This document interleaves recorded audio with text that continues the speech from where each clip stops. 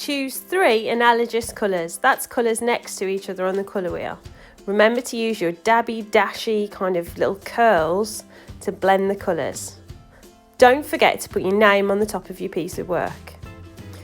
The first box says to use light pressure. This is quite difficult and easy to forget. So remember, you're not pressing very hard on this first box and you're mixing the 3 colours on top of each other. The next box, same again, 3 colours, but this time you're putting a lot more pressure on, you're pressing harder. I find that they blend a bit better when you're pressing harder.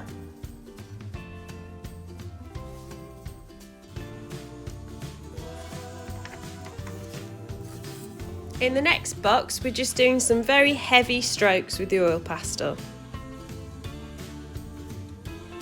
Okay, now we're doing a highlight with the light.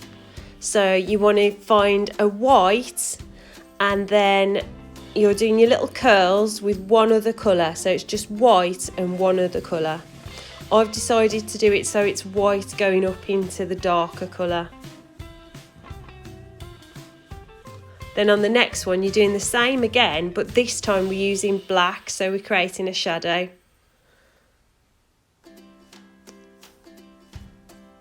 So halfway up, I've got blue and black.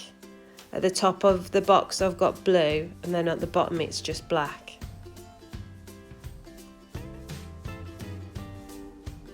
You might want to swap between the black and the blue.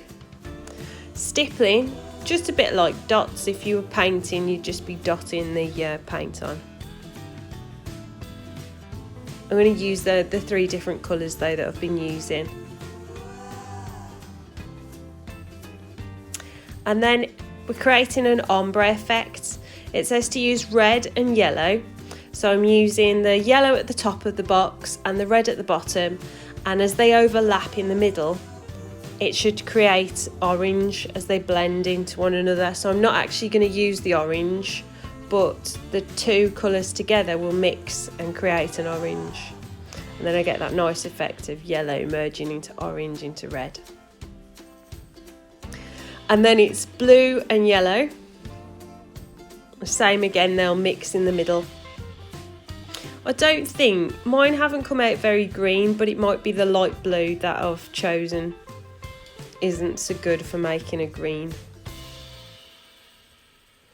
So on the next one, I've decided to switch to the darker blue with the red, and then that's going to make purple in the middle.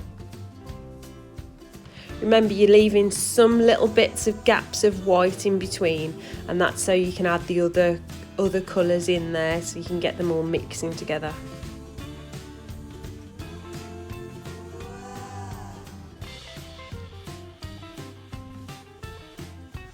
And that's it.